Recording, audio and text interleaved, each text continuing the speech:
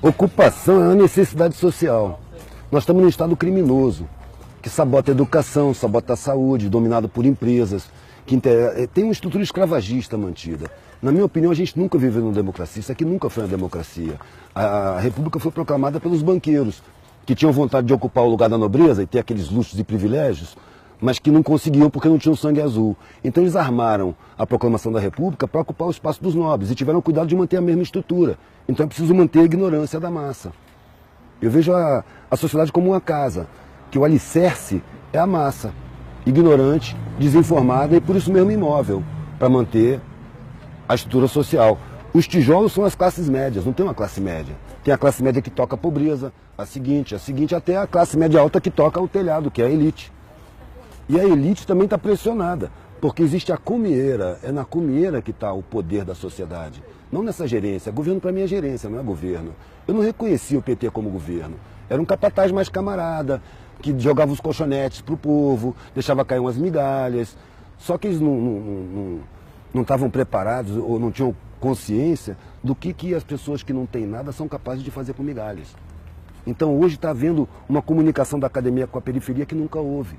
Esses buraquinhos que foram abertos na universidade para enfiar um punhado de pobre só para ficar bem na foto internacional, esses buraquinhos estão levando vivência de base para dentro da academia, que nunca teve vivência de base.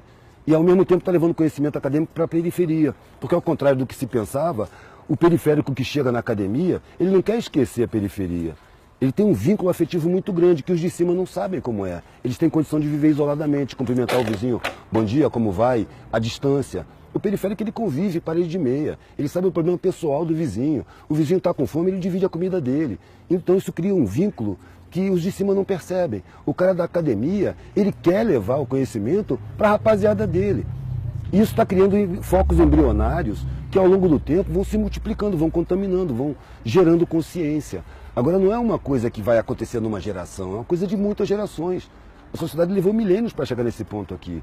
As pessoas que querem mudar o mundo invariavelmente desistem, porque elas querem mudar o mundo para si. Eu quero ver o mundo justo. Eu sei que eu não vou ver o mundo justo, mas se eu não viver na função de buscar um mundo menos injusto, minha vida não tem sentido.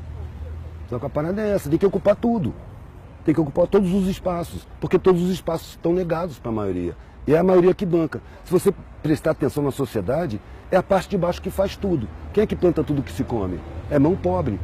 Quem é que costura todas as roupas que se veste, de marca ou não? Mão pobre. Quem é que bota a calçada? Quem é que bota os tijolos um em cima do outro? Quem permite que a universidade funcione? É tudo pobre. Quem recolhe o lixo? Quem cata os feridos e leva para o hospital? Quem recebe no hospital? Tudo pobre. Então os pobres são a base da sociedade. Quem é que liga as máquinas? São os pobres. Aí você pega o sistema tributário. Quem é que financia o Estado? A massa tributária sai do consumo. Então o pobre financia o Estado. Os pobres eles constroem, eles botam para funcionar, eles mantêm, reparam, eles sustentam o Estado. E, no entanto, são enganados, são inferiorizados, são sabotados, têm seus direitos humanos negados, seus direitos fundamentais, sabe? Então, são colocados em uso, como se fossem animais. É ali que precisa tomar consciência, porque é ali que está a força da sociedade. Só que está inconsciente. Para isso se nega a instrução, se nega a educação, como no sistema escravagista. O escravo não pode saber ler, não pode ter instrução, porque senão ele se esclarece e se revolta. É isso que acontece, na minha visão. A parte mais importante da comunicação é o receptor. Então não adianta eu chegar lá e falar em paradigma.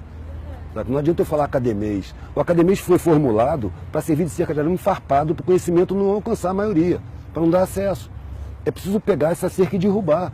É preciso falar errado. É preciso engolir plural, errar concordância.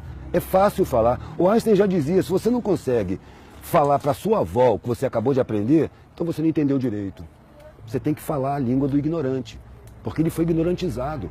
Quando eu estou diante de um cara desdentado, analfabeto, eu não estou diante do inferior, eu estou diante de uma vítima de crime social.